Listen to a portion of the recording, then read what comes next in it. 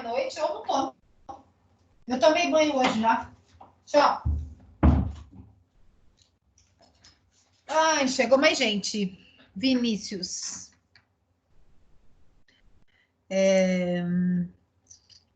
Boa noite para quem eu não falei, né? Obrigada que vocês vieram hoje, né? A gente precisa dessa carga horária aí para terminar o que eu preciso passar de conteúdo para vocês, né? Comecei agora, Vinícius. Eu até atrasei um pouquinho aqui, que hoje eu dou AutoCAD nas engenharias e estava explicando como é a prova, como eu vou explicar para vocês amanhã, só que a turma é muito grande, aí eu tive que sair correndo lá, que não estava conseguindo sair. Eu vou compartilhar minha tela e vou começar a falar para vocês o tema de hoje, tá? Vocês só me fala alguém aí se estão enxergando a minha tela, se tá ok, para eu começar. Sim. Sim, tá. Eu vou... Deixa eu ver se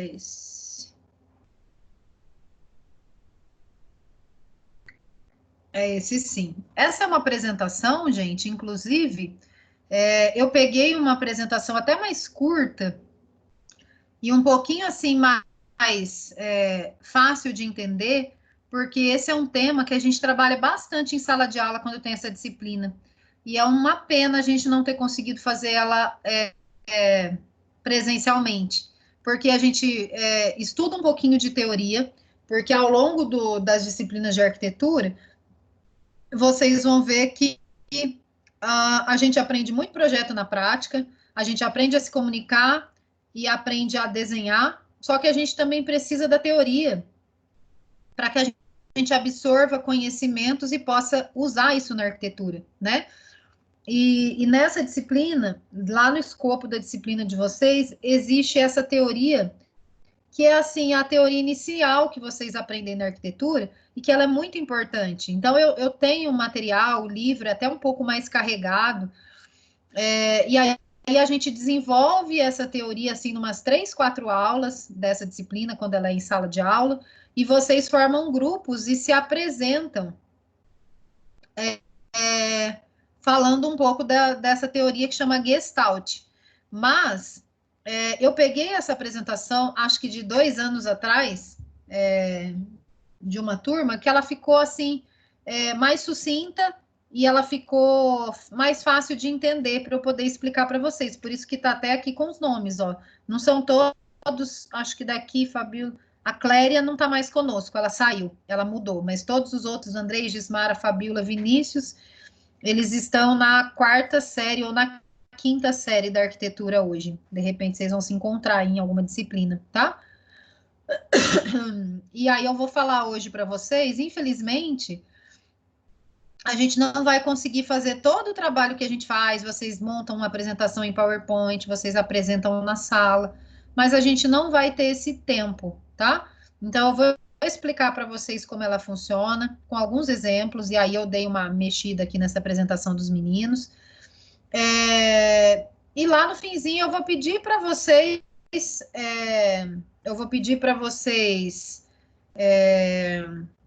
acharem depois alguns exemplos a partir da teoria da Gestalt, e na aula que vem, que é a nossa última aula, né, do dia 23, além de vocês trazerem para mim a planta humanizada aí, que eu não sei se vocês já começaram, ou vou começar semana que vem, eu vou pedir para cada um também mostrar o seu exemplo. Então, semana que vem, o nosso encerramento, ele vai ser para falar um pouquinho sobre a planta humanizada que vocês fizeram, sobre o que vocês acharam da Gestalt, e a gente faz um encerramento, tá?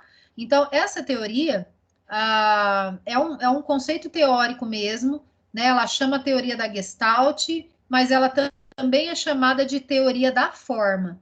Ela é muito utilizada na arquitetura, mas ela é muito utilizada também em outras profissões. Uma delas, e que usa muito a Gestalt, é a publicidade e propaganda, o marketing. Vocês vão entender por quê, tá? Então, a Gestalt, ela foi um conceito.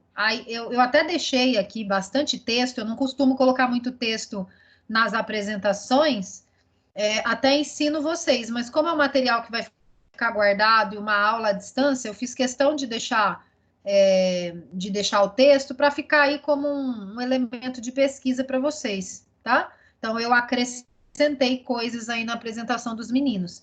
Então, a Gestalt é uma corrente da psicologia que surgiu lá no século XX na Alemanha. Não existe uma tradução para essa palavra, então, Gestalt é lá da Alemanha. Mas é uma relação de semelhança com o significado dessa palavra é quando a gente utiliza a palavra forma, né? Então, no alemão ela tem um outro significado, estrutura. O alemão é uma língua assim bem diferente do português, então a gente não consegue fazer aquela tradução literal da palavra, né? Mas a gente faz uma relação da Gestalt com forma. Vocês vão ver aí que ao longo do curso, em vários vídeos que vocês vão ver, em várias questões de marketing, muita gente fala da Gestalt, tá? Em que consiste essa teoria? Né? Existem algumas... a teoria da Gestalt ela é dividida em 6 leis que apresentam algumas características diferentes. Então, essa imagem é uma imagem bem legal que fala da Gestalt. Na verdade, aqui ela é um resumo. Ela é um resumo das 8 leis, que são unificação, fechamento, proximidade, continuidade, segregação, semelhança e unidade. Só que eu vou mostrar cada uma para vocês, tá bom? Então, a Gestalt, o que ela prega? Ela começa a falar que o nosso cérebro, né, o cérebro humano, tem uma função, o cérebro humano tem uma função muito mais importante. Espera só um minutinho.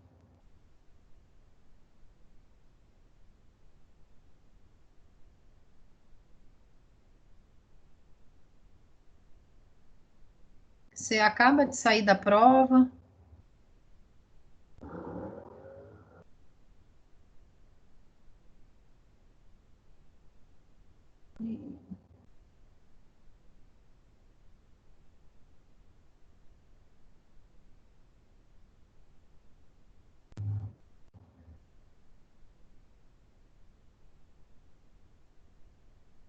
Só um minutinho, gente.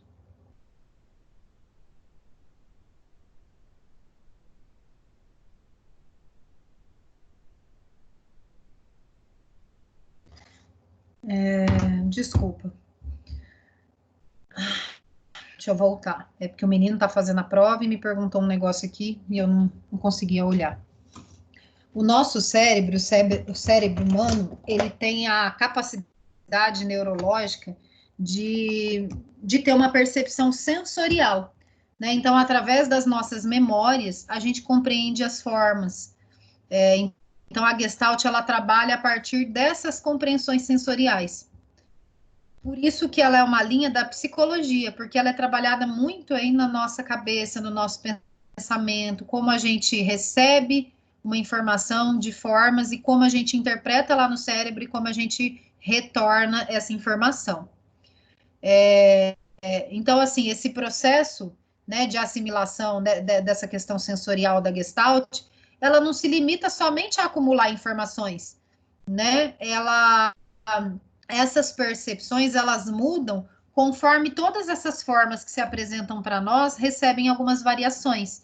Então, a nossa percepção cerebral, ela é muito subjetiva e ela é muito de momento. A gente olha uma forma ou olha uma combinação de formas e a gente percebe essas imagens de uma forma diferente. Às vezes a gente já viu uma imagem uma vez e nunca percebeu outros significados nela. Sabe quando vocês... Isso não faz parte da Gestalt, assim, não é exercício da Gestalt, mas eu vejo muitos exercícios, às vezes, na rede social, que se assemelham muito a essas percepções sensoriais. Eu não sei se vocês já viram, o ano passado teve uma febre de uma foto, e aí essa semana, não sei, ela começou a circular de novo, apareceu para mim várias vezes.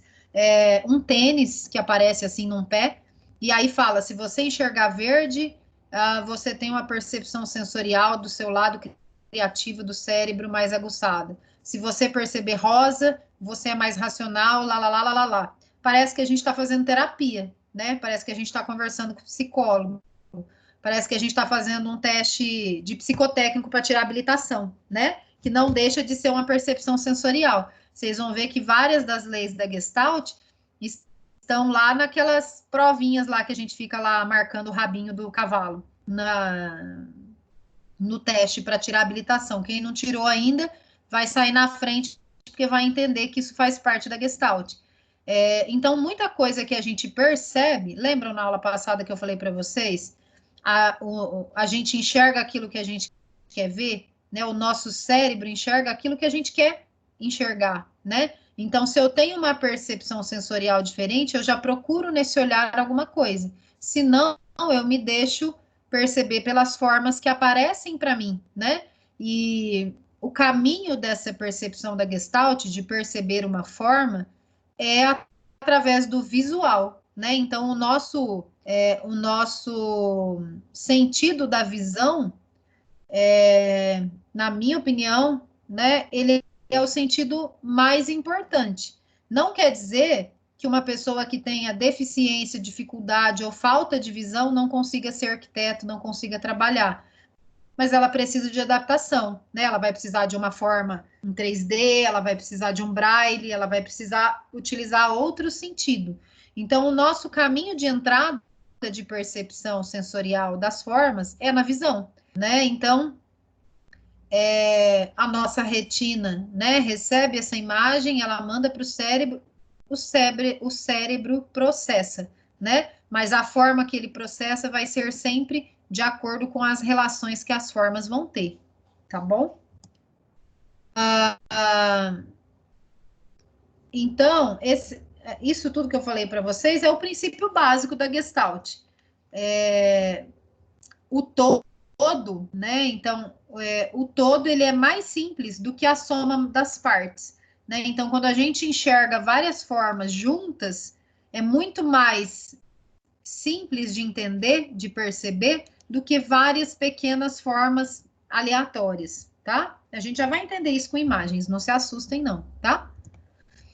Então, por exemplo, olha aqui, esse exemplo do lado esquerdo, né? Se eu olho esse primeiro retângulo do lado esquerdo aqui, o preto e branco, e eu vejo várias imagens, né? Várias formas. Quando vocês começarem a projetar no computador, vocês vão lembrar muito disso, né? Então, para eu desenhar essa bicicleta, né? Eu enxergo uma bicicleta, todo mundo enxerga, né? Uma bicicleta. Quando a gente enxerga a bicicleta, para que ela seja produzida, eu preciso de vários elementos geográficos, né, para serem juntados e eles darem uma forma. Então, quando eu olho aqui no lado esquerdo, eu vejo vários pequenos objetos, vários pequenos atributos que nós chamamos no desenho, e quando eles se juntam, uma das junções deu a imagem dessa bicicleta. Mas eu posso fazer outras combinações e o meu cérebro perceber esse objeto de outras formas, tá? Um exercício que a gente faz quando está em sala de aula é pegar esses mesmos objetos que deram sentido a essa bicicleta e formar outra combinação que vai formar outra percepção no cérebro. Então, eu posso criar, sei lá, aquela bicicleta mais alta, né, que parece um monociclo e eu colocar uma roda dentro da outra. Eu posso formar outra coisa que não seja uma bicicleta, né? Mas a união diferente de vários objetos, ela me dá uma percepção sensorial diferente, né? Então é diferente quando eu vejo os objetos todos separados aqui do lado esquerdo e quando eu vejo a imagem que me faz perceber que seja a vista de uma bicicleta, né? Por mais que ela não tá ali perfeita, não tem o pedal, né? A corrente ali não aparece, mas todo mundo enxerga que é uma bicicleta, certo? A imagem da direita, a mesma coisa, né? E isso vocês vão perceber conforme vocês vão fazer projetos também, né? Então, eu começo a desenhar um móvel, né? Eu começo a fazer uma colagem, como vocês fizeram, né? Só que eu preciso de vários objetos separados para me darem essa mesa, né? Então, eu tenho o tampo da mesa, eu tenho cada um dos pés da mesa, que são 3 aqui, né? No caso, para essa mesinha redonda. Então, eu olhar o tampo e os pés da mesa separadamente é diferente de eu enxergar a mesa, né? Se eu pegar esse tampo de madeira, por exemplo, e trocar por um tampo de vidro e ele ser outro objeto, me dá outra percepção. Se eu colocar esses mesmos pezinhos aí, mas cortar eles no meio, ou seja, que eles são de tamanhos diferentes, ele vai me dar uma mesa em outra composição, né? Então,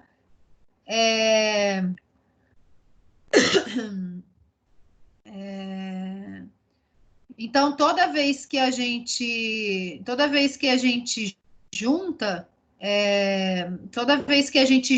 várias formas, toda vez que a gente junta várias formas, a forma como a gente organiza essa reunião de formas, ela me dá uma percepção diferente de uma vista, tá? E aí, a partir dessas combinações, a Gestalt, ela define uma série de leis, que é o que nós chamamos de fenômenos da percepção visual. Então, assim, de forma simplificada, essas são os fenômenos como a gente consegue perceber esse visual na Gestalt. Então, existe a pregnância, a semelhança, a proximidade, a continuidade, o fechamento, a unidade e a segregação. E eu vou mostrar cada um deles para vocês. A primeira lei. A primeira lei é chamada da lei da pregnância. Então, essa é uma palavra também alemã, né? Porque veio lá da escola da Gestalt, e ela significa uma boa forma ou uma boa figura, tá? Então, muitas vezes essa lei da pregnância, em outras palavras, em outras profissões, ela também é referida como a lei da boa forma ou a lei da simplicidade. E ela é considerada a principal lei da Gestalt. Porque essa lei, ela afirma que é muito mais fácil a gente se apropriar das formas mais simples, né? Muito mais fácil a gente perceber o simples primeiro, antes de assimilar formas mais complexas, mais difíceis. Então, as formas mais simples, elas são normalmente, elas têm uma regularidade. Elas são simétricas, elas são equilibradas, com cores mais equilibradas, né? Então, essa lei da simplicidade, ela vale para nós desde quando a gente é criança, né? Quando a gente, né, presenteia uma criança com aquela caixa de brinquedos que tem aqueles cubos coloridos, que aí a gente vai encaixando a forma lá dentro daquele objeto sem relevo, né? Que eu coloco lá um quadradinho, uma circunferência, uma estrela, né? Quanto mais simples as imagens, mais fácil para o nosso cérebro perceber. Então, é por isso que as crianças começam a perceber as formas a partir dos termos mais simples, né? E elas começam a perceber as formas e, dali a pouco, elas começam a perceber, inclusive, as letras, né? As letras mais fáceis de perceber são as letras mais fáceis de escrever ou aquelas que a gente já tem um contato com mais frequência. Por exemplo, uma das primeiras coisas que a gente aprende a escrever é o nome, né? O nosso nome, ou pai, ou mãe, ou o nome do irmão, né? Porque é uma boa figura, é uma boa forma.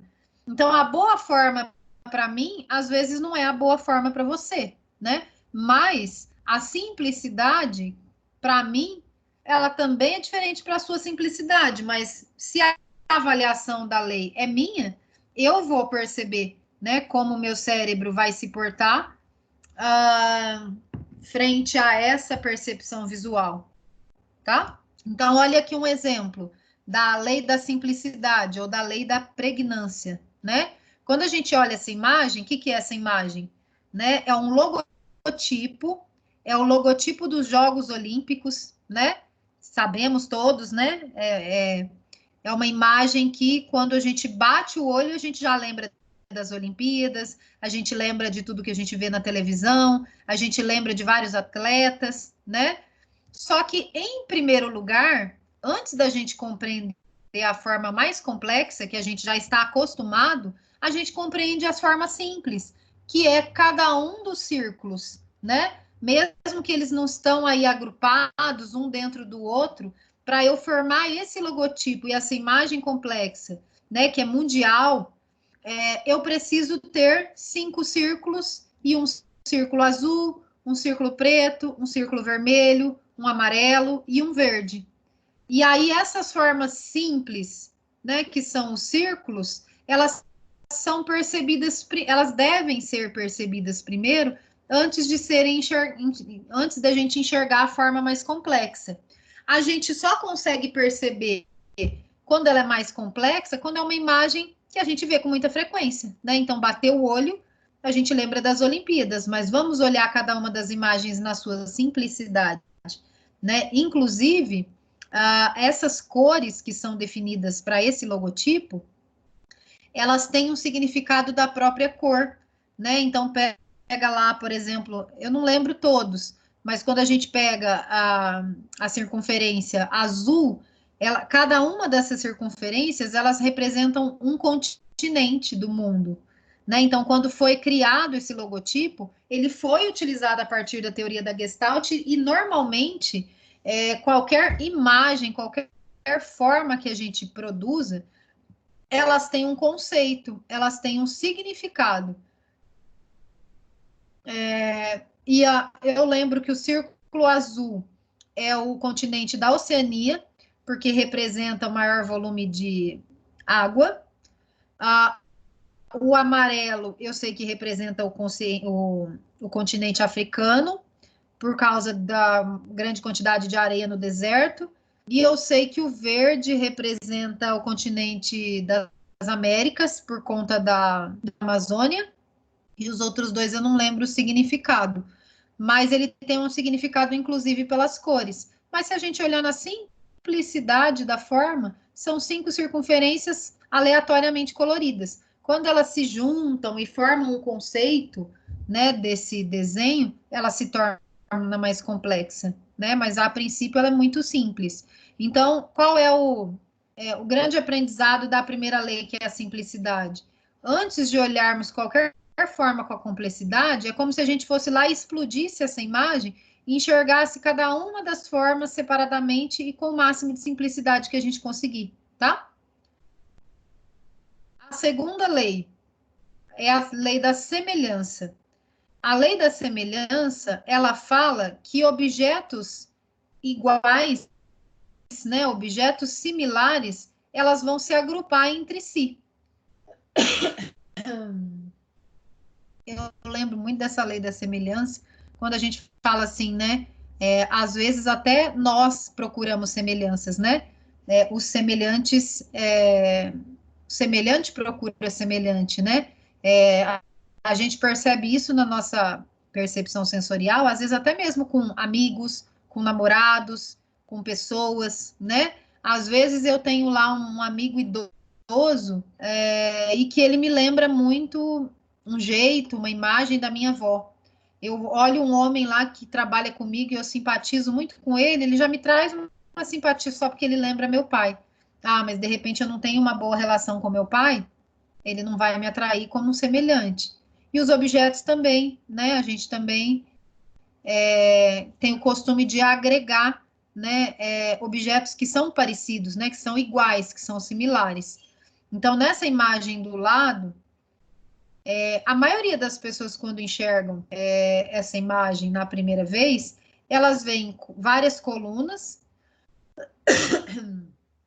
elas vão associar várias colunas de quadrados e várias colunas de círculos, né?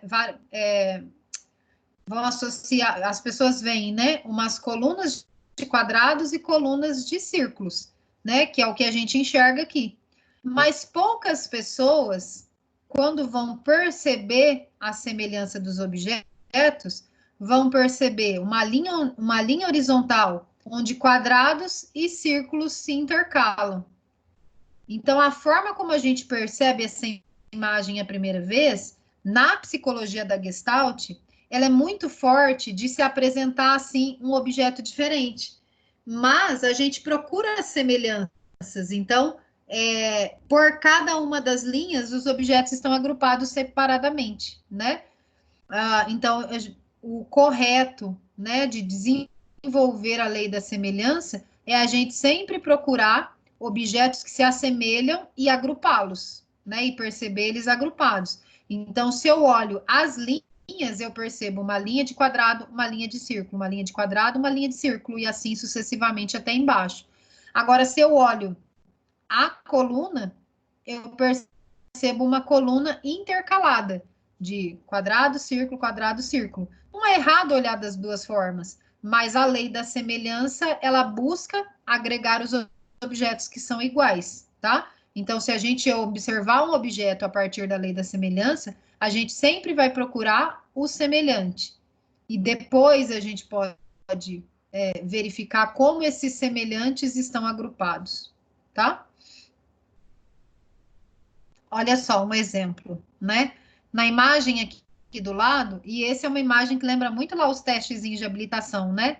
Na imagem ao lado, esse triângulo laranja, na verdade, ele não existe, né? Ele não existe. São várias pessoas posicionadas aqui num terreno, num espaço, e elas são semelhantes, né? São várias pessoas. Só que algumas estão com a roupa diferente, né?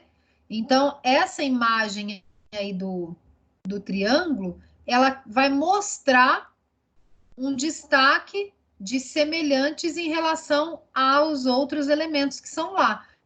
Um exemplo muito claro, sabe quando a gente está lá assistindo um jogo de futebol, que a gente enxerga que as pessoas vão formando letras lá na arquibancada? Isso vale para as Olimpíadas, isso vale para o futebol, isso vale às vezes para uma apresentação da faculdade, né? Se eu quero agrupar semelhantes para mostrar alguma coisa, assim eu posso representar. Então, a hora que a gente bate o olho nesse grupo de pessoas, a gente enxerga esse triângulo laranja, porque ele está mais evidente do que as outras pessoas.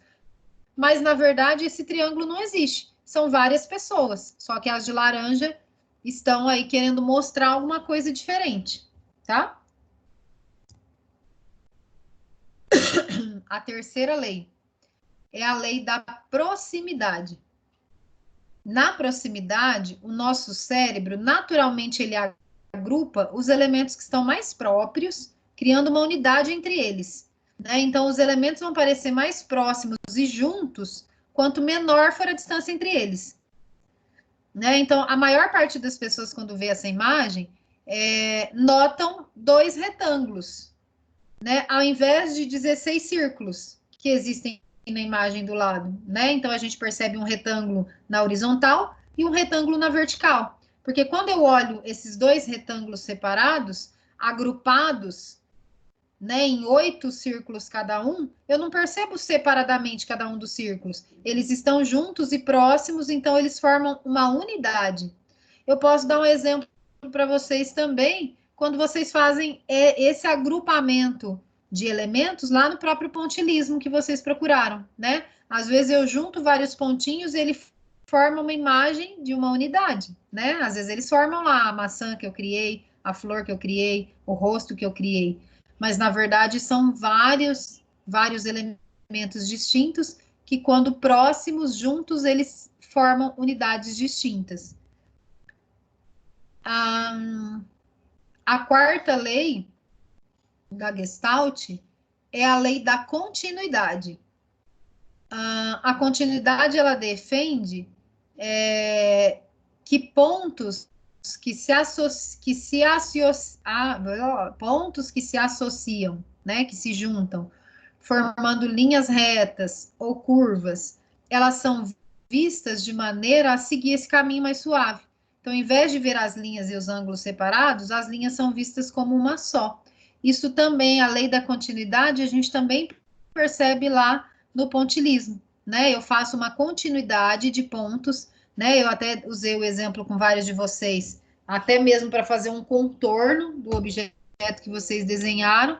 E aí, quando a gente enxerga esses vários pontos,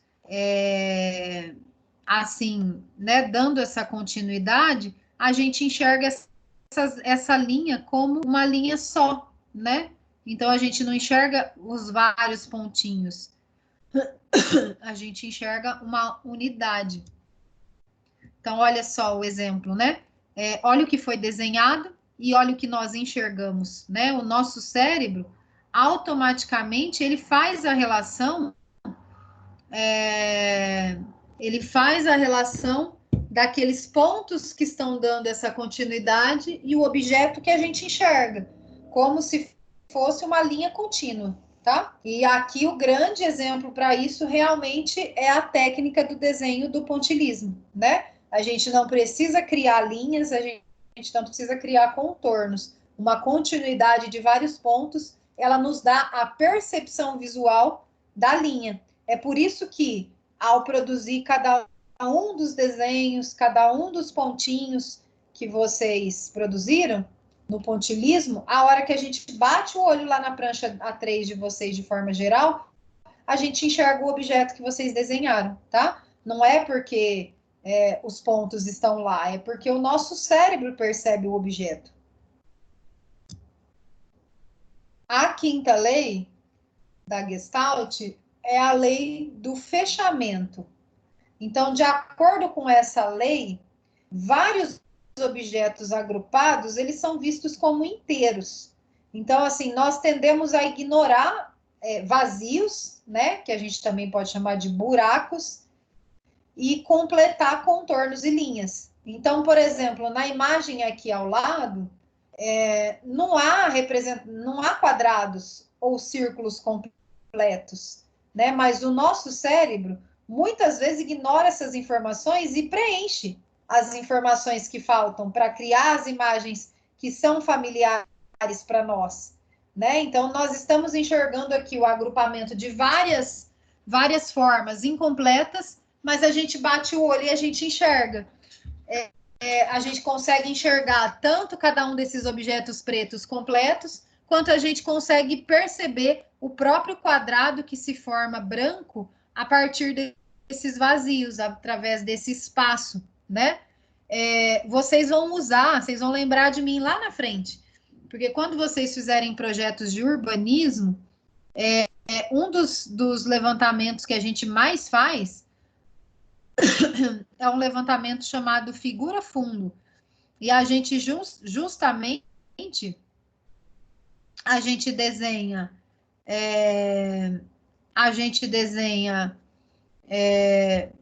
os terrenos que tem à disposição ali de uma área da cidade, um bairro, sei lá. A gente desenha esses objetos, esses terrenos, e a gente pinta onde estão as casinhas edificadas. E a gente consegue perceber essas casas através dessa relação do cheio, do vazio, dos inteiros com os buracos, né, com os vazios. E vocês vão perceber muito aí essa lei do fechamento quando a gente produzir esses desenhos e olhar a partir aí dessa lei do fechamento.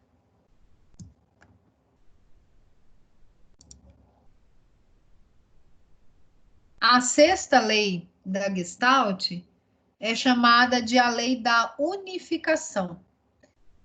Então, nós tendemos a observar um quadrado grande, unificado, e depois nós observamos que, na verdade, esse quadrado maior da imagem aqui, logo abaixo do texto, lei da unificação, são vários quadrados pequenininhos dispostos de uma forma que eles têm a sensação do quadrado grande.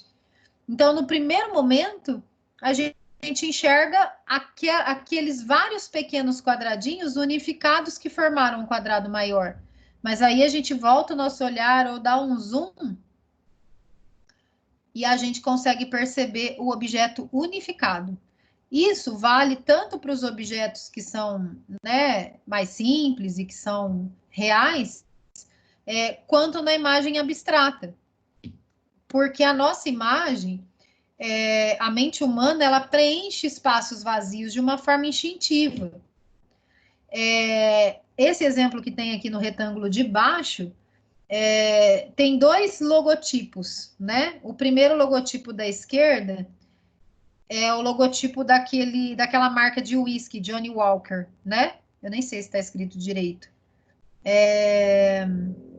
Mas é a unificação de várias formas abstratas que formam aquele Lorde inglês, que é o mascote, né, do logotipo da Johnny Walker. Quando a gente vai lá na prateleira do supermercado, da loja, e procura pelo uísque, a gente enxerga o Lorde sem perceber essas formas separadas, abstratas, e o nosso cérebro automaticamente ele preenche esses vazios, né? Então eu consigo enxergar até o rosto dele, né? Eu consigo enxergar as pernas dele, mesmo que os vazios, mesmo que esses espaços estão vazios, né? Eu consigo quase que enxergar as mãos dele segurando esse, sei lá como é que chama esse objeto aí, não é uma bengala, né? Mas é algum objeto aí de auxílio aí para as mãos, né? Então o nosso cérebro ele unifica as imagens, né? O nosso cérebro preenche os espaços. Da mesma forma como aqui do lado direito, nós temos aquele panda, né? Que é o mascote da WWF, né? Que é uma fundação mundial aí das questões de sustentabilidade. E na verdade essa imagem é uma imagem abstrata, mas a hora que junta-se todas essas formas, a gente enxerga o panda, né? A gente enxerga o rosto dele que é um vazio, a gente enxerga o corpinho ali dele, né? Perto do bumbum ali que também é outra parte, porque o nosso cérebro preenche os vazios. Então, a lei da unificação é uma das primeiras que a gente consegue exercitar, que a gente consegue trabalhar, porque o nosso cérebro tem muita facilidade de preencher esses espaços aí e trazer a unificação das formas para aquilo que a gente quer ver. O grande exemplo essa aqui já é a outra lei. A sétima lei é a lei da segregação. Então, a segregação, ela tem a capacidade de percepção para separar, identificar os objetos, destacar as unidades num todo, e aí a gente interpreta o que essa imagem quis dizer. A lei da segregação, ela é muito, muito utilizada em vários logotipos, né? Quem aqui gosta de ir no Carrefour, né?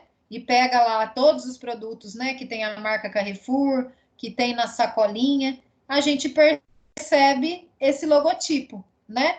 Eu não sei se algum de vocês já tentou descobrir, tanto do Carrefour quanto de outras marcas, o que significa essa imagem do logotipo, né? E aí as pessoas tendem a interpretar essa imagem como se fossem duas setas no sentido contrário, então uma seta para cima, uma seta para baixo, ou uma carinha feliz, ou um ETzinho lá, sei lá. Aqui tá escrito aqui essa imagem era até da internet, mas assim uma vez um aluno falou que parecia o Papai Smurf, que era a carinha do Papai Smurf com o gorrinho vermelho. E tinha até a abinha ali do gorrinho, parecendo o gorrinho do Papai Noel, né? Do Papai Smurf. Então, a tendência é a gente enxergar os objetos juntos, né? E tentar formar aí os significados. Só que o logotipo do Carrefour, ele não foi feito para ser virado, né? Ele enxergue assim como ele é. Então, a maioria das pessoas enxergam como se fosse uma seta para a esquerda vermelho, uma seta para a direita azul. Não é isso? Mas o conceito do logotipo do Carrefour é outro. Olha só,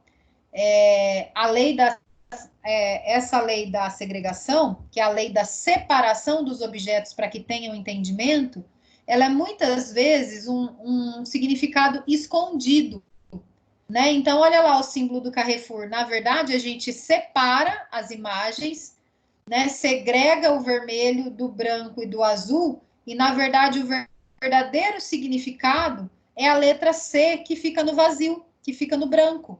Então, na verdade, nada mais é do que um símbolo, né, um logotipo, que recebeu um preenchimento de vermelho, depois um preenchimento de azul, e agora, quando a gente olha o quadrado da direita, procurando essa percepção da segregação, a gente enxerga o C do Carrefour. Alguém aqui já tinha percebido o logotipo do Carrefour, que era uma letra C em branco escondida? Pode falar aí ou escrever, gente.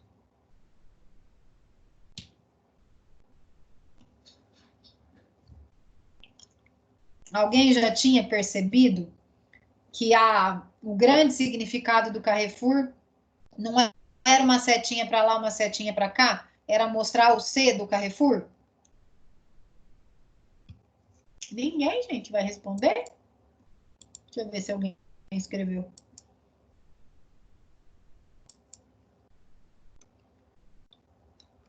Ninguém quer falar aí? Letícia, Loane, Milena, Vinícius? Eu só consegui perceber essas formas depois que eu aprendi sobre a lei da Gestalt. Desculpa. Sinceramente, eu nunca tinha ajustado a minha percepção cerebral para perceber os objetos assim. E hoje eu consigo perceber muitas vezes, e inclusive o logotipo da minha empresa ele tem um pouco de segregação. Semana que vem na aula eu vou trazer para vocês e eu vou mostrar para vocês, porque na hora de conceber a minha marca, várias coisas da Gestalt foram observadas pelo meu conhecimento e pelo conhecimento do publicitário que fez a minha marca, que também fez a sugestão do nosso logotipo baseado em algumas questões de segregação. Quando a gente fala que a gente tem alguns elementos que são escondidos, na verdade é as setinhas e o C, porque Carrefour é cruzamento em francês. E outra coisa é que assim, existe todo um conceito por trás da marca, né? Existe todo um conceito. E eu não conheço a história do Carrefour, mas eu acredito que o Carrefour é francês, o Vinícius tem razão, e com certeza a primeira loja do Carrefour ela foi implantada em algum cruzamento de alguma avenida importante, de algumas ruas. Então, assim, mas o verdadeiro, então, talvez, assim, o nome, ele seja uma homenagem a esse primeiro espaço, né? As cores também representando a seta para lá no vermelho, a seta para a direita no azul e o branco, elas também têm as cores da bandeira da França, né? No mesmo sentido aí, para lembrar que também é uma empresa francesa, que hoje é uma empresa mundial, né? Mas a sede é francesa. Então, todas as vezes que a gente tem que produzir alguma informação, seja ela de projeto, seja ela de comunicação visual, e a gente quer esconder alguma coisa, quer esconder algum elemento, quer esconder alguma carta surpresa, a gente utiliza a lei da segregação. Se a gente olhar esse logotipo de cima, eu consigo perceber, eu consigo ler um projeto, por exemplo. Eu poderia fazer uma loja do Carrefour nesse formato. E olhando de cima, ele tem ali uma asa delta ali, essa parte do vermelho, ele tem a circulação que entra e dá a volta ali no C, e ele tem uma outra parte do edifício. A gente não está definindo escala, a gente não está definindo o tamanho. Então, tem vários projetos de arquitetura, e quando eu estou falando que eu estou olhando de cima, eu estou vendo em planta, que tem o sentido da lei da segregação da Gestalt, olhando de cima. Então, às vezes, quando você está ali andando pelo edifício, você não percebe a lei da segregação. Mas se você vê uma foto do objeto de cima, ou se você está em outro prédio, né, mais alto, e olha para baixo e percebe o edifício em planta, às vezes você percebe um conceito de projeto que a pessoa só veria olhando de cima. Então, tem várias formas da gente fazer projeto de arquitetura para que a forma seja vista em planta, de cima. Por exemplo, o Niemeyer, ele é autor do Parque do Peão em Barretos, né? E o projeto atual, né?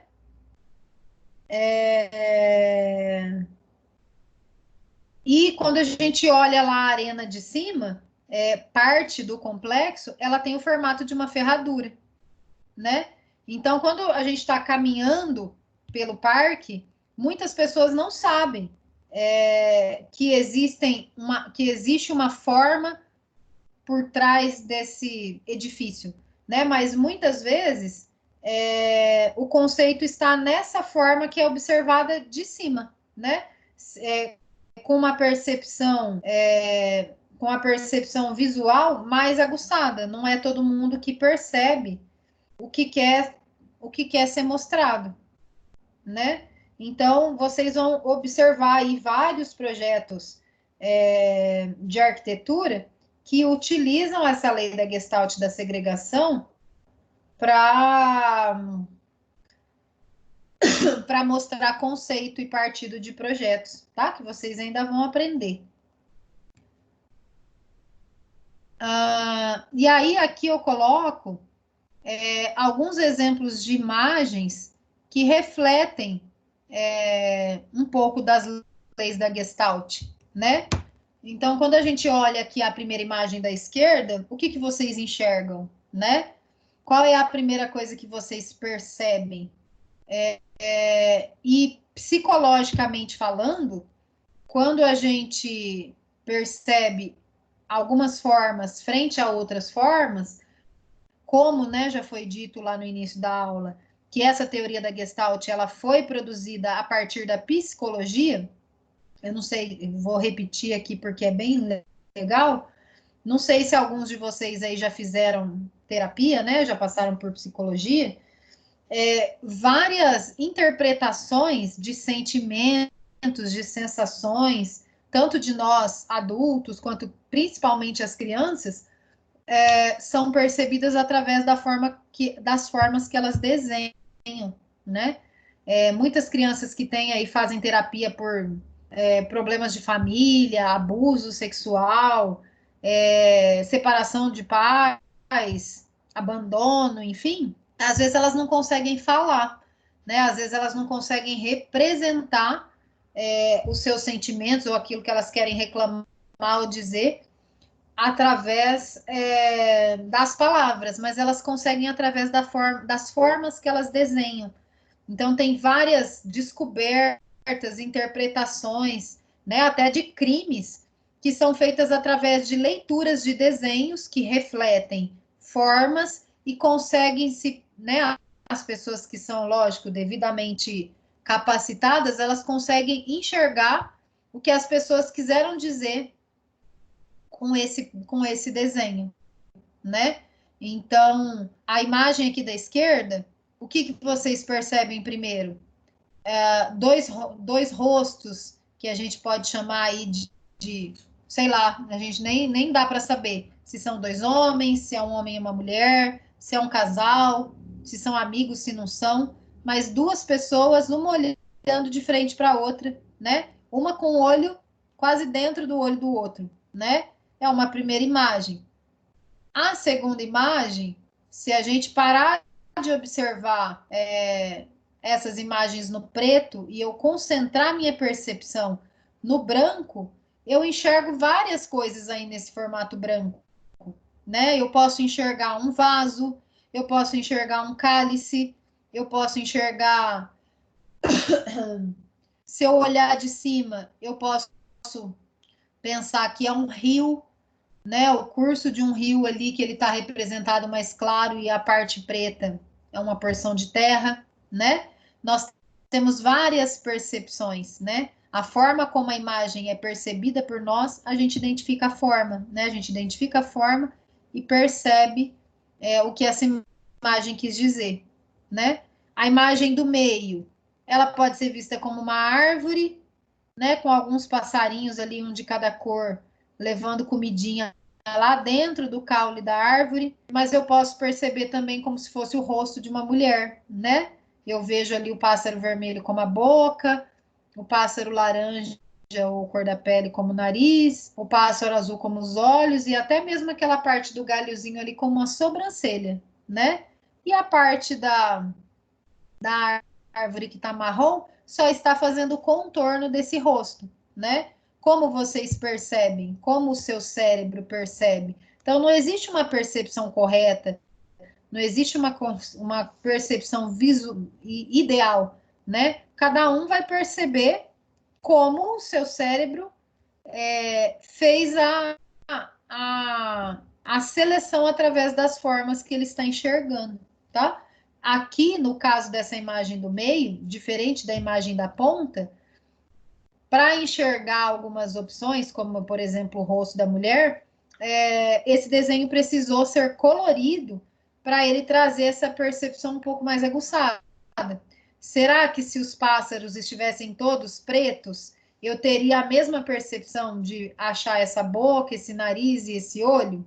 Talvez até que sim, né? Tem vários formatos de rostos que são preto e branco, mas o colorido, ele traz direto a boca no vermelho, ele traz direto o azul nos olhos, né? E por mais que o verde, né? Ninguém tem sobrancelha verde, apesar, né? Se não desenhar, o formato aí dessa folha, ela retrata muito, né? A forma muito presente de uma sobrancelha, né? Dos pelos ali sendo configurados acima do olho. Então, o nosso cérebro enxerga aquilo que ele quer ver, né? Essa imagem da direita, ela é um pouco mais complexa, né? E no primeiro momento, o que eu enxergo? Eu enxergo o rosto desse homem de bigode. Quem enxergou o rosto do homem com bigode? Ou eu enxergo uma paisagem simples do campo, com um menininho ali, talvez um pastorinho, né, com as ovelhinhas, duas casas lá no fundo, com as janelinhas aparecendo para cá, mais uma parte da árvore ali que a princípio parecia o nariz do homem, mas é uma parte da árvore. O bigode, né? Onde parecia o bigode, na verdade, é a camisa branca solta do pastorinho, né? Então, como vocês enxergam? Como vocês estão enxergando essa imagem? Né? Então, a Gestalt, ela traz muito da forma como a gente visualiza as coisas, né? E a partir de agora, vocês vão começar a perceber de uma forma diferente, as imagens, né? Das formas como vocês enxergam. E aí, na arquitetura, a Gestalt ela pode ser aplicada na arquitetura, né? E aí, aqui, esse parágrafo ele fala bem, né? Apesar de existir a boa e a má arquitetura,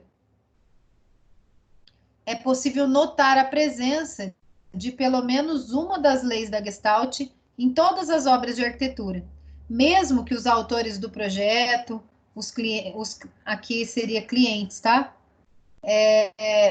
Não, não é não.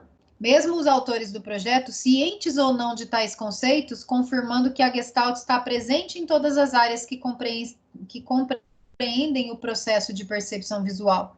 Então, para ser melhor compreendida, a Gestalt tem alguns princípios que usam artifícios de partes isoladas para formar o conjunto e assim destacar o partido arquitetônico ou a proposta de projeto.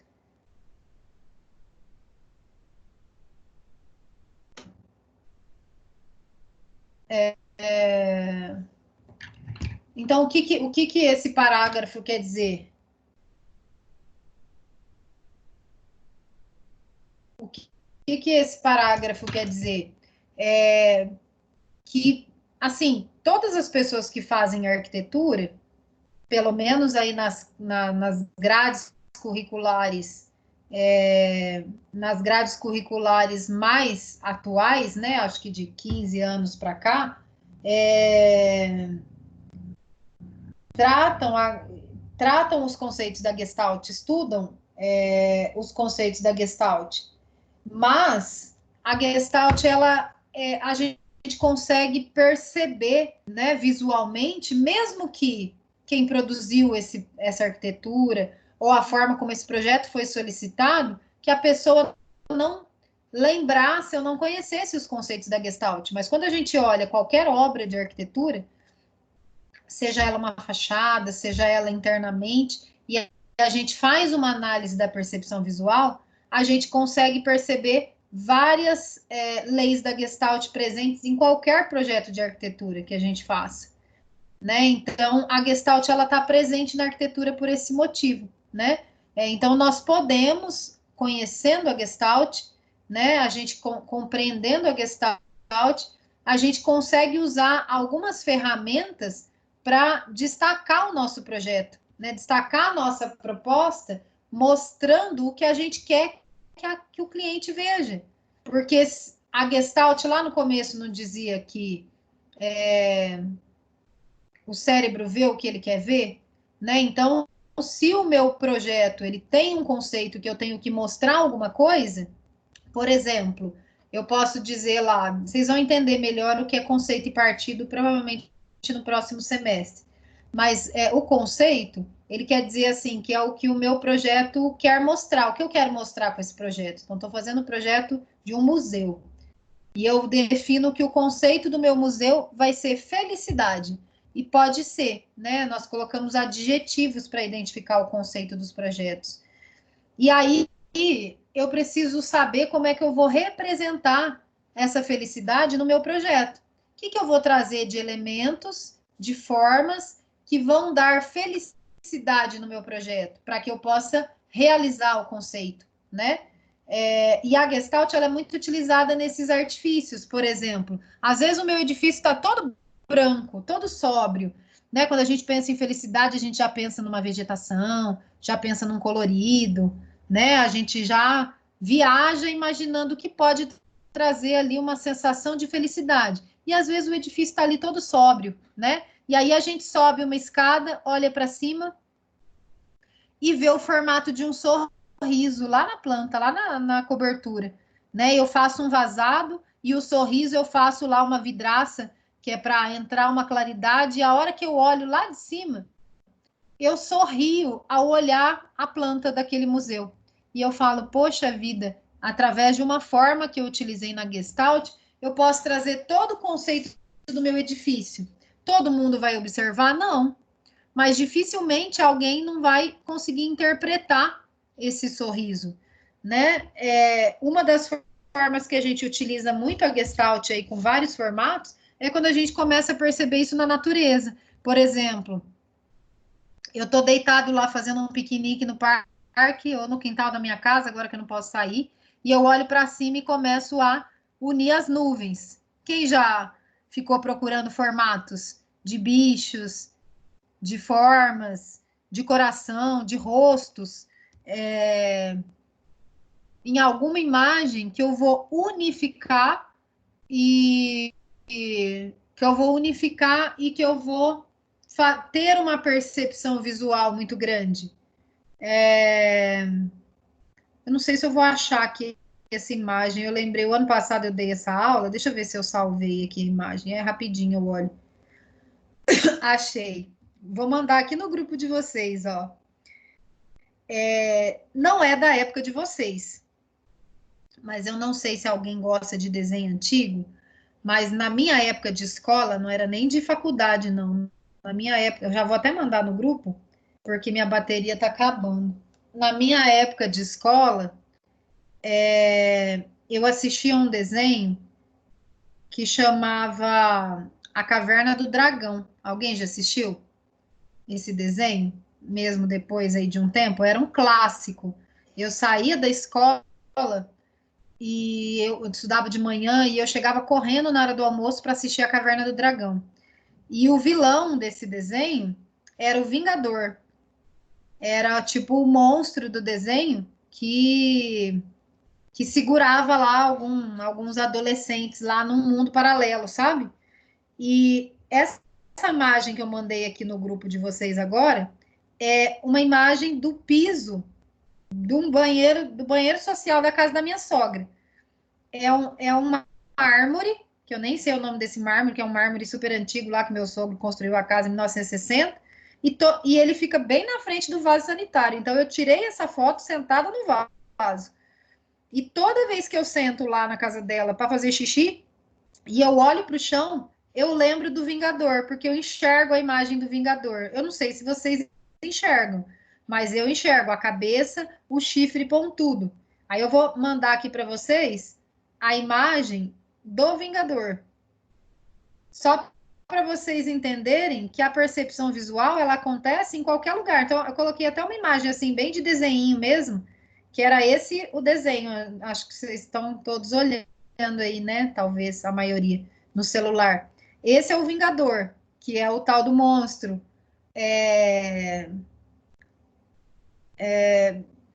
Que era o vilão do desenho que eu adorava quando eu tinha 12, 13 anos. Isso ficou tão marcado para mim que todas as vezes que eu sento lá no banheiro da minha sogra, eu vejo esse Vingador de perfil aqui no chão, no mármore.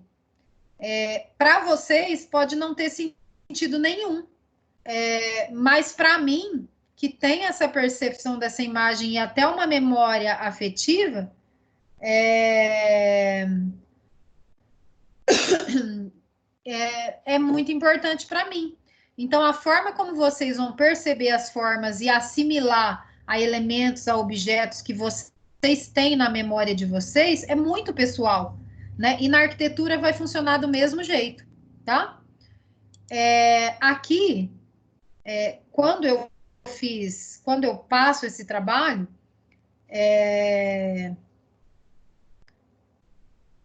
quando eu passo esse trabalho, eu sempre peço para os grupos buscarem uma marca, um logotipo e fazerem análise a partir da Gestalt. Então, esse grupo, eles fizeram análise do logotipo da Sodimac, que é aquela loja, é um home center, que aqui em Ribeirão é aquela loja ali na Rotatória Mincalil, né? É uma empresa chilena, foi fundada em 1940 e é a home center mais novinha que temos em Ribeirão, né? É o concorrente mais novo. E aí eles pegaram esse logotipo da Sodimac e a própria loja e fizeram uma análise. Então, como não vai dar tempo de pedir para vocês fazerem, eu vou mostrar para vocês a análise que o grupo fez, tá? Então, esse é o logotipo dela, essa casinha aqui, com esses vazios e pintados, né? De rosa, de amarelo, de azul e de branco. Então, o que consegue se perceber a partir da leitura desse grupo, tá? No logotipo da Sodimac. Então, no logotipo, nós temos o símbolo de uma casa, formada por figuras geométricas, quadrados, triângulos, losango, e juntamente com as cores da bandeira do Chile, vermelho, azul, cadê? Vermelho, azul e branco, onde é o país de origem. Então, aqui nessa imagenzinha aqui da Sodimac, a gente consegue perceber a semelhança e a segregação. Ao separar o logotipo e perceber os objetos, a gente consegue enxergar as várias formas geométricas que compõem o logotipo que está lá atrás, tá? Aqui tá rosa na minha imagem, eu falei rosa, mas é vermelho, tá, gente? Aqui a gente consegue perceber também princípios da Gestalt no próprio layout da loja, no próprio processo de preparo da loja para receber os clientes. Toda loja, não é só na Sodimac, né? Que a gente vai lá comprar um piso, né? O sentido da unificação, essa harmonia, para que se possa perceber várias opções, elas são muito utilizadas, não só em loja de material de construção, em todas as lojas, né? Se eu vou numa loja de roupa e eu vou comprar camisas, as camisas normalmente ficam penduradas juntas, para eu perceber através da unificação daquelas peças, para eu perceber qual é a que me agrada. No caso da construção civil, se eu tenho aqui nessa imagem da esquerda todos os revestimentos que mostram uma parede de tijolinho, olha aqui exemplos de texturas, se vocês não utilizaram alguma dessas. Mas elas precisam estar unificadas, para que o cliente possa escolher, para que quem vai olhar consiga perceber qual é o tijolinho ou a textura de pedra que agrada mais. Na imagem da direita, nesse não sei o nome, nessa prateleira, nessa gôndola, né? Essa primeira aqui são todos os porcelanatos aqui ripados que tem o tom da madeira. Tem lojas que não trabalham com o princípio da Gestalt, e aí o cliente não consegue perceber. Eu não sei se isso já aconteceu com vocês. Eu vou, por exemplo, que nem a Leroy também trabalha o sentido da unificação, mas uma loja que não trabalha e que é bem complicado para mim, para eu perceber quando eu vou com um cliente em loja, é a C&C, por exemplo, que hoje é ali na Francisco Junqueira, né? Às vezes, lá na C&C, por exemplo, eles usam o princípio de separar os produtos por marcas e não por unificação. Então, por exemplo, eu quero olhar uma madeira, eu tenho que ir no stand da Porto Belo, aí eu tenho que ir no stand da Via Rosa, aí eu tenho que ir no stand da, sei lá, Jotoco, na Porto Ferreira, e aí eu tenho que passar em vários locais que estão longe, e às vezes as peças são pesadas, e eu não consigo juntar elas, para eu escolher qual é a madeira que eu gosto mais, né? Então, quando os objetos estão unificados, facilita a percepção. Agora, a hora que eu bato o olho aqui nessa imagem da esquerda, eu tenho a minha imagem de pedra ou de tijolinho preferida, mas ela não pode ser, ela não precisa ser e ela pode não ser a mesma percepção que a sua. Aí eu gosto mais daquela ali da esquerda de baixo, porque eu acho que é mais bonita, eu acho que ela combina mais com a casa, mas a sua percepção pode ser completamente contrária. Então, a gente precisa criar as leis para que a percepção seja facilitada. Agora, como o cérebro de cada um vai perceber essa imagem, aí é completamente subjetivo e diferente, tá? Aqui nessa foto, eles mostram a continuidade e o fechamento. O fechamento é a percepção de unir todas as partes separadas como um todo. Então, cada prateleira tem um produto, tem uma altura, tem uma configuração, mas a hora que a gente junta tudo, a gente consegue perceber aquele corredor unido por todos esses produtos, né? E a continuidade, apesar de serem produtos diferentes, ela traz assim, cada corredor tem uma coerência, cada corredor tem o seu produto e juntos ela forma uma continuidade, né? Uma continuidade da loja. Eu estou andando pelo corredor e eu estou trazendo elementos diferentes, mas trazendo uma continuidade da loja, né? Então a gente consegue identificar isso. E por fim, eles tiraram uma foto da fachada aqui, né? No estacionamento, ali bem na entrada da Sodimac, onde vários elementos podem ser percebidos como um todo. Então, eu olho ali a parte da pintura que está azul, a parte da pintura que está branca, a que está amarela, outro tipo de cobertura que tem o letreiro, o próprio poste, o logotipo, mas eu junto tudo e eu consigo perceber um todo, né? Então, essa foi uma análise. Aqui são os créditos, as fontes. É sempre bom quando a gente faz alguma pesquisa que a gente consiga dizer de onde a gente tirou, né, a leitura do que a gente está fazendo. E eu vou deixar um parênteses aqui, aproveitando que o exemplo que esse grupo usou foi o exemplo do material de construção. Eu não sei se vocês, enquanto estudantes de arquitetura, têm o costume de passear pelas home centers que tem em Ribeirão. E talvez vários de vocês aí não são de Ribeirão, né? A Loane, eu lembro que é de Dumont, não sei quem mais é de fora. E aí, nas cidades pequenas, não tem lojas tão grandes, né? Mas mesmo vocês que moram aqui na região, eu vou até tirar aqui a compartilhamento da imagem para vocês me verem. Mesmo quem mora na região, a gente tem o costume de vir para Ribeirão, não é? Agora não, né? Mas de vir para Ribeirão para ir no shopping, de vir para Ribeirão para ir no cinema, de vir para Ribeirão para ir numa loja comprar uma roupa mais barata, mais descolada, com mais opções, que de repente lá na minha cidade não tem, né? Mas mesmo quem é de Ribeirão ou não é, um grande volume de fluxo são as visitas nos home centers.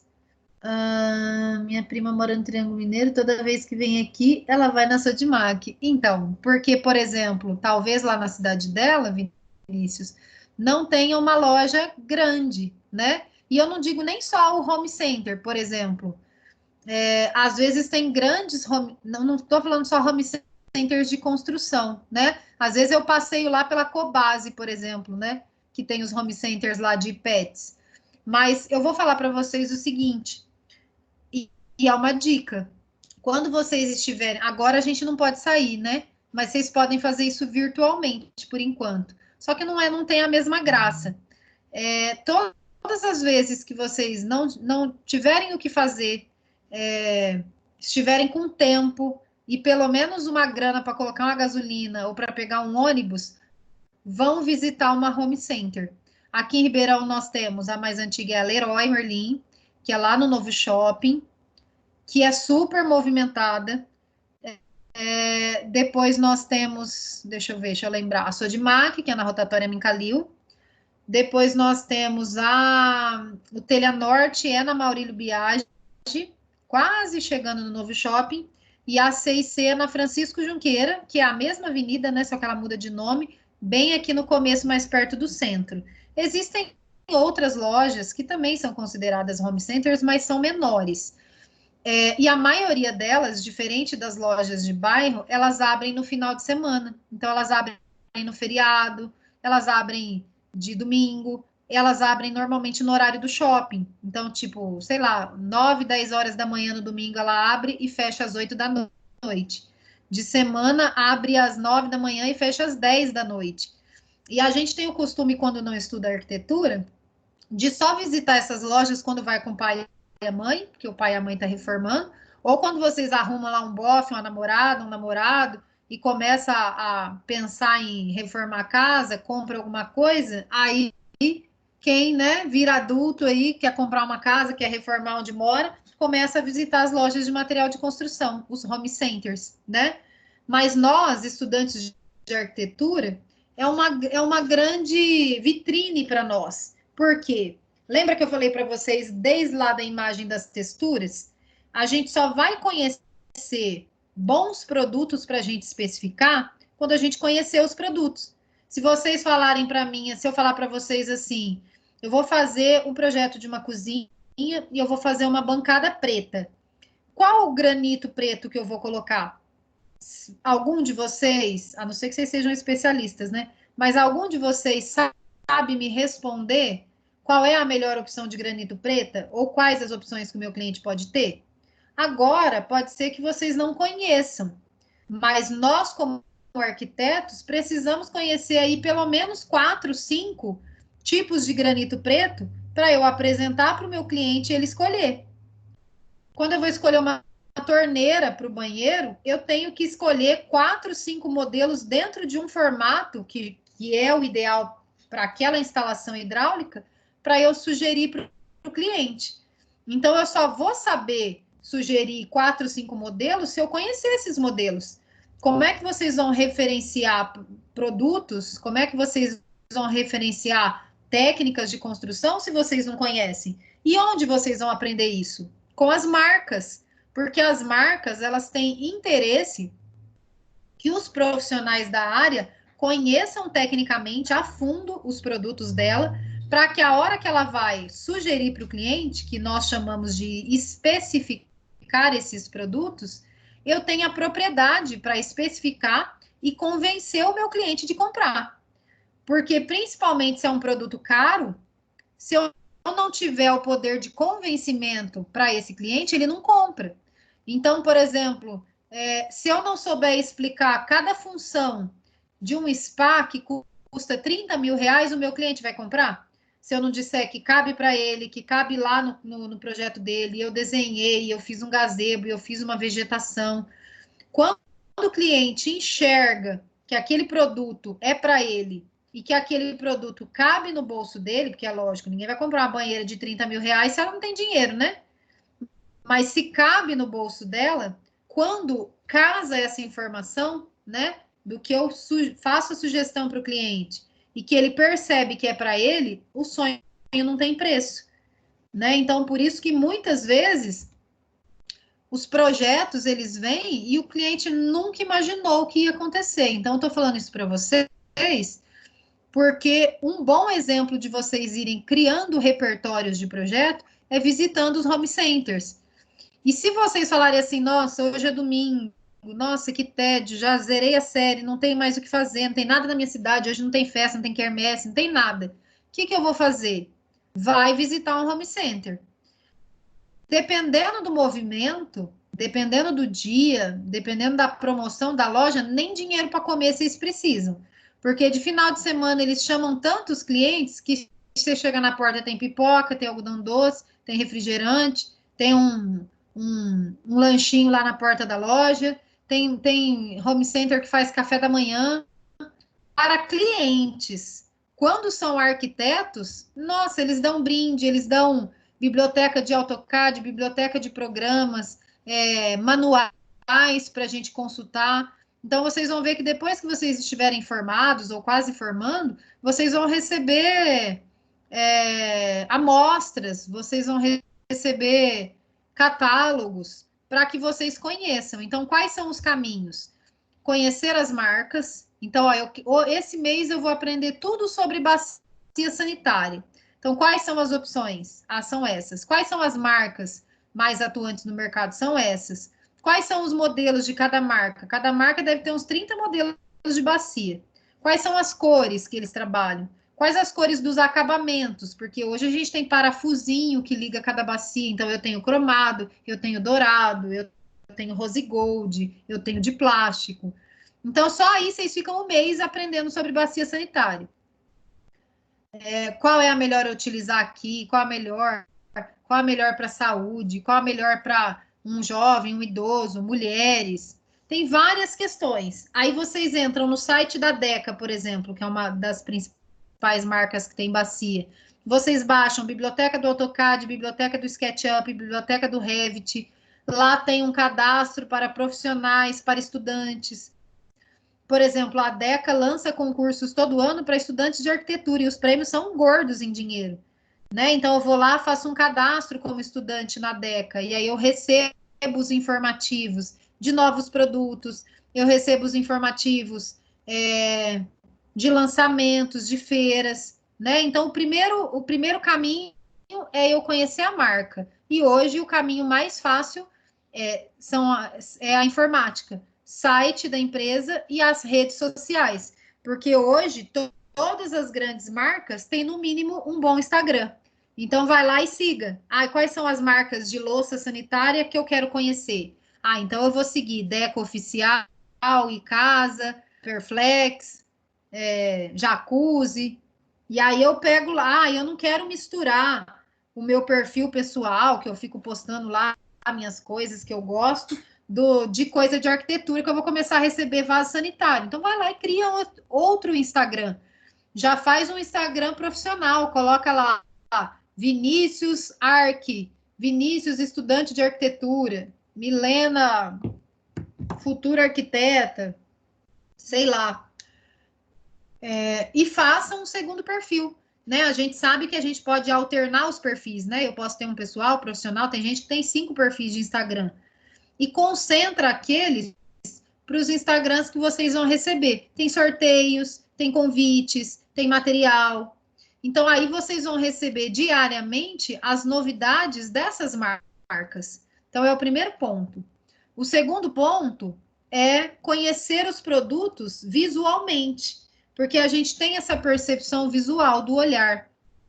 Mas a gente tem o costume de dizer que o arquiteto gosta de ver com as mãos, né? Então, o sentido do tato, ele é muito importante para nós, porque aqui em casa a gente brinca, né? Meu marido não é arquiteto, mas ele convive comigo há muito tempo e nós temos uma empresa de arquitetura, então ele já pegou a mesma mania que eu. Eu ando pelos lugares, eu olho, gosto e eu tateio as coisas, porque a hora que eu bato o olho em alguma coisa que eu gosto, eu passo a mão. Eu quero saber se tem textura, eu quero saber se arranha, eu quero saber se é macio, eu quero saber se é quente, se é frio, eu quero saber se é madeira, se é metal. Eu quero saber tudo e às vezes só no visual não consigo perceber. Eu preciso sentir, eu preciso tatear, eu preciso me cobrir com tal produto, né? Eu preciso colocar ele no chão e pisar em cima. Então vocês vão perceber que com o tempo vocês vão aguçando essa percepção visual e em vários outros sentidos para vocês perceberem os produtos. Então por isso que é importante visitar as lojas visitar, e as home centers, elas têm mostruários muito bons, né? Elas têm, por exemplo, lembra que eu comentei com vocês que eu faço projeto de banheiros para a Leroy? A Leroy, ela tem o costume, essa loja de Ribeirão não conta muito, ela não tem muita coisa. Normalmente eles têm ambientes prontos ali na frente, ali nos festivais e tal. Mas eu já fiz lojas da Leroy Merlin que tem 20, 30 projetos de banheiro ali, assim, que a gente coloca até aroma, que a gente coloca cheiro, que a gente coloca toalha, para o cliente entrar dentro do banheiro e falar: nossa, esse banheiro é meu, eu quero ele para mim. Aí ele chega ali no vendedor e fala: calcula para o meu banheiro, eu quero exatamente tudo que tem aqui. Já vendemos várias vezes um projeto prontinho de banheiro que estava lá, pronto na loja.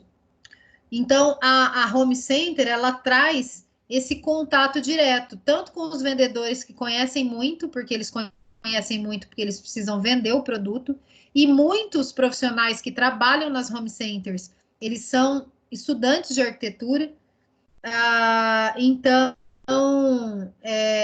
quando vocês começarem a procurar trabalho, estágio, são lugares para vocês procurarem, né? Eles gostam de estudantes de arquitetura trabalhando, porque são pessoas que estão valorizando a sua formação profissional, né? Então a gente vai lá, a gente senta na bacia, sente se é macio, aí você vai lá ver a lavanderia, você testa o varal, aí eles estão fazendo lá uma aula, eles estão fazendo uma aula mostrando aquele compressor de tinta que você compra para pintar na sua casa. Você vai lá de sábado, não estou falando agora, tá, gente, na pandemia.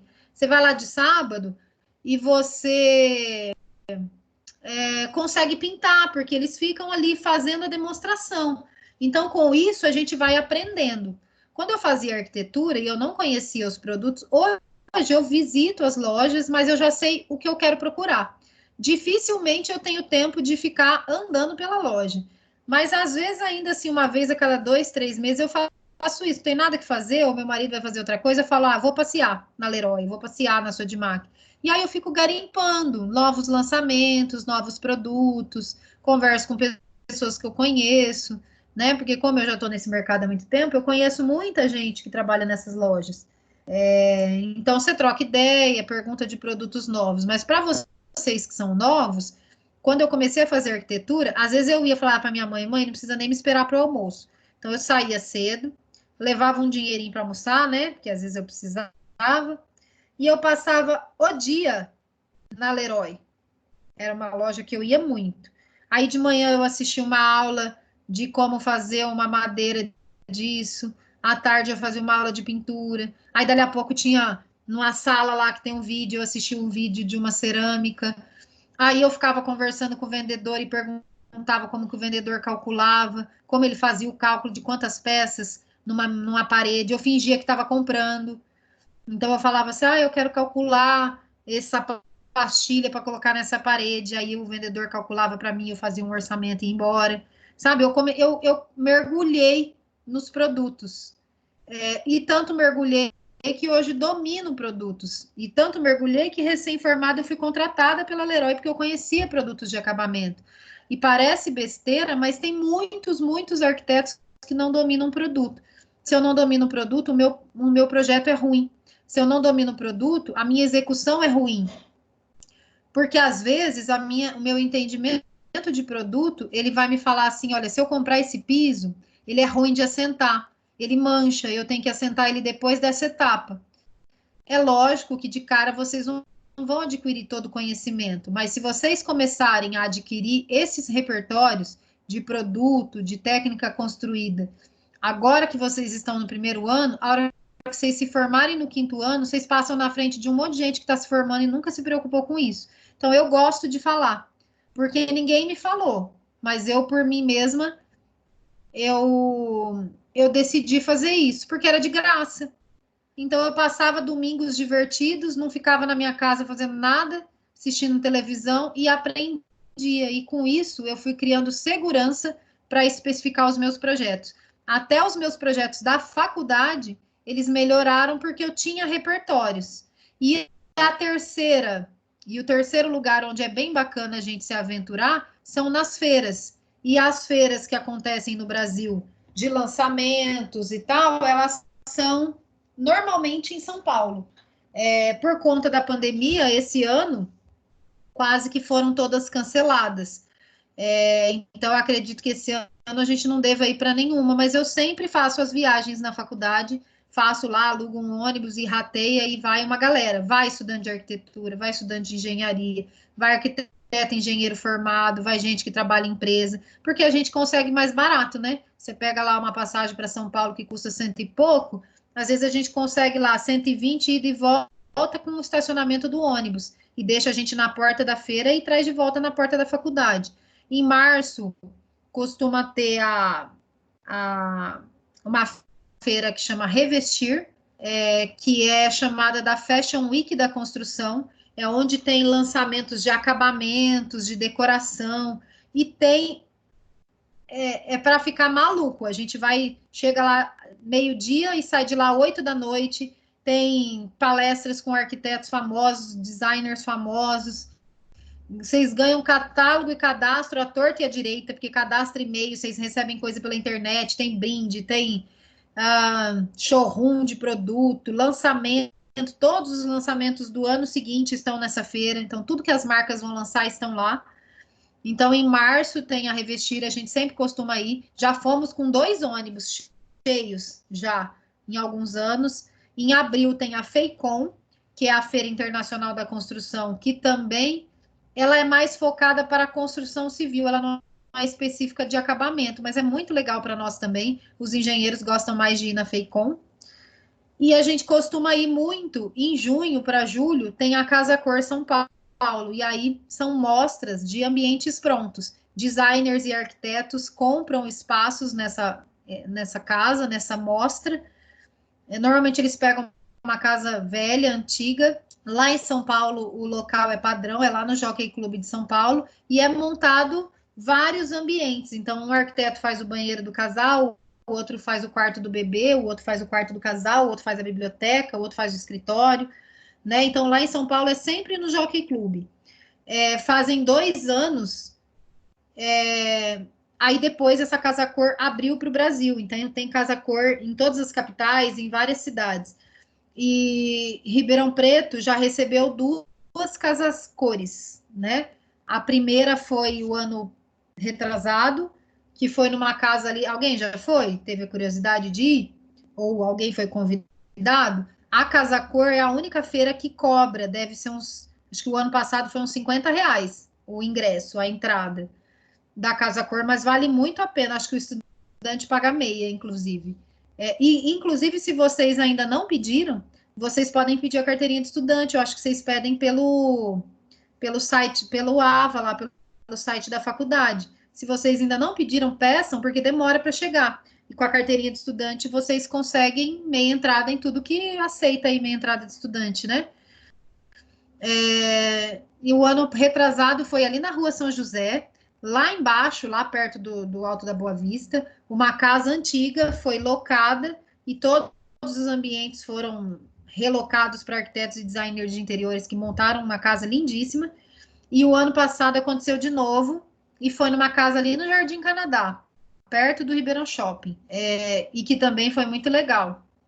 Então, nos 2 últimos anos tiveram Casa Cor em Ribeirão, mas nós também fomos na Casa Cor São Paulo, que é o principal evento da arquitetura e da decoração.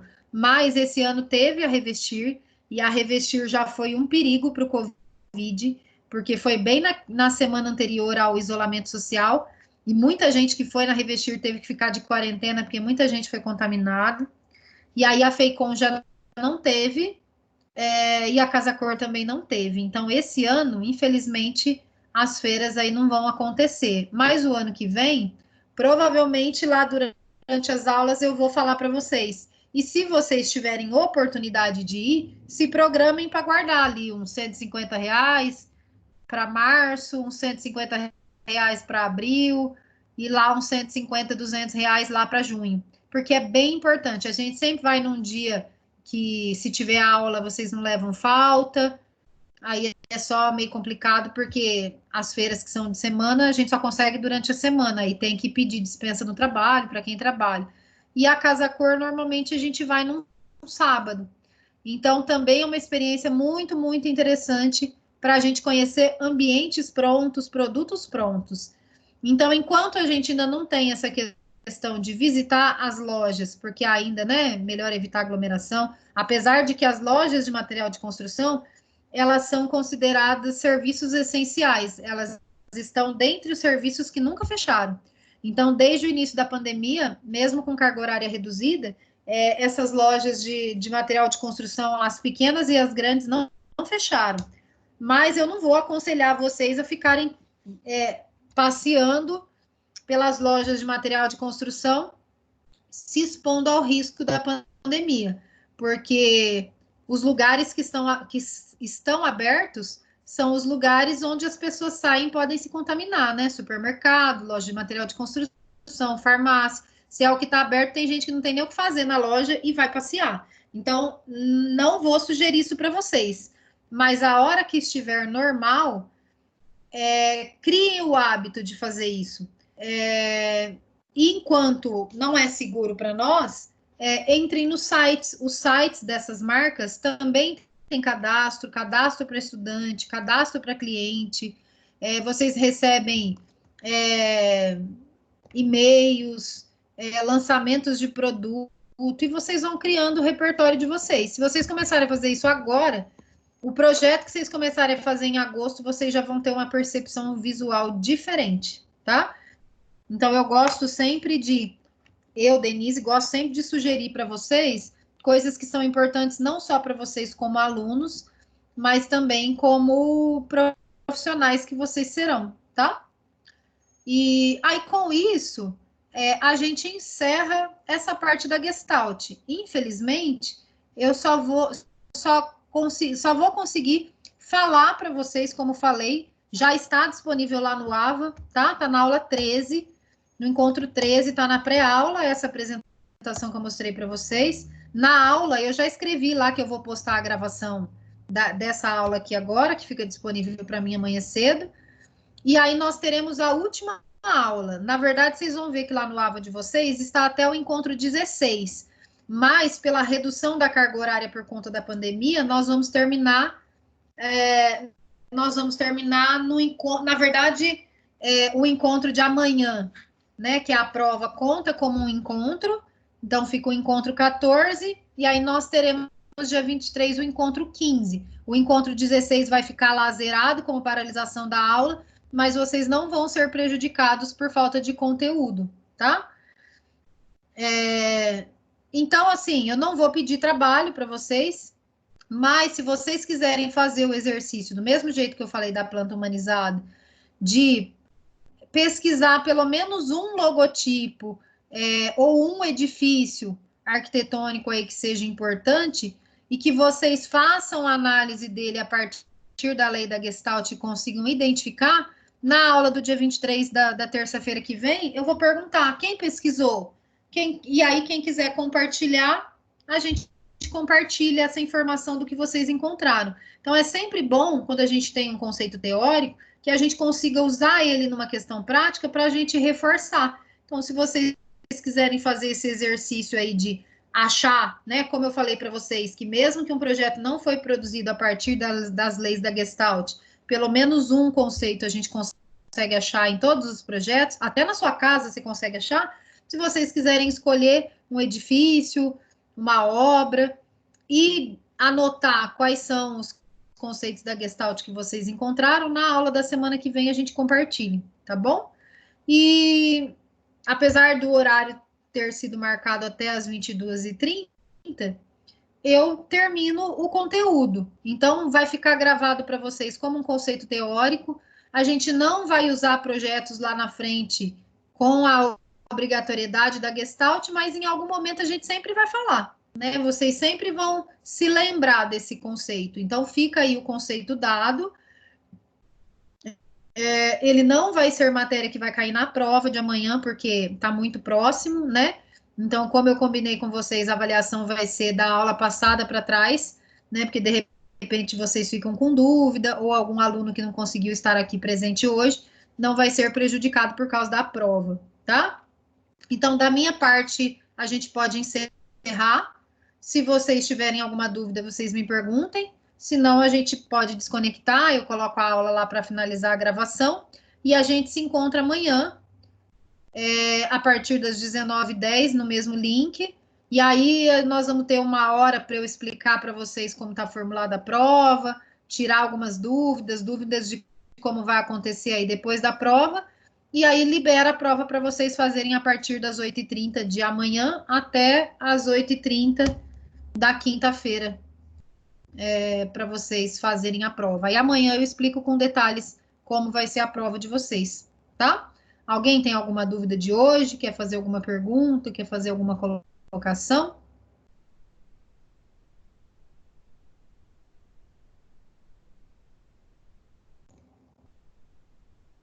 Se não, a gente se despede. Pode se despedir uns minutos antes, quase 20 minutos antes aqui, não tem problema. Já falei que está no AVA, né? Se vocês quiserem salvar lá no Encontro 13. Tudo que vocês quiserem salvar de material, gente, ele fica lá no AVA, mas salvem, baixem e guardem no computador. Porque depois que virar o semestre, essa matéria não fica mais disponível para vocês. Então, não sei se vocês, né, tudo que vocês tinham interesse, vocês baixaram e gravaram em algum lugar. Se não fizeram isso, aproveitem para fazer antes do fim do semestre, tá? Porque já aconteceu aí aluno que de repente acha que fica lá, né? Vai acumulando, não acumula. Então, os materiais que os professores postam, depois que fecha o semestre, vocês não conseguem mais acessar, tá? E acho que é isso, gente. Se vocês não tiverem dúvidas, a gente se despede. Deem uma última olhada de hoje para amanhã nas oficinas que vocês fizeram. Eu já corrigi os trabalhos, mas não consegui lançar. Provavelmente eu vou lançar as notas junto com as notas da prova, mas eu fiquei bem feliz que eu vi trabalhos muito, muito bonitos, tá? E aí amanhã a gente conversa sobre a nossa avaliação, tá bom? Que vai ser a avaliação B1 com a avaliação B2. Então podemos descansar. Se vocês quiserem saindo aí conforme vocês puderem. Boa noite, bom descanso. Obrigado por terem vindo hoje. E amanhã a gente se encontra para fazer a abertura da prova e aí eu me despeço de vocês. Boa noite, Loane, boa noite, Loane falou. E assim que vocês saírem, eu encerro a gravação. Boa noite, Vini. Vocês encerram a gravação. Até amanhã, se Deus quiser. E amanhã cedo eu já disponibilizo para vocês. Não vou nem tentar colocar hoje, que o AVA está meio apurado, tá bom? E até amanhã, se Deus quiser.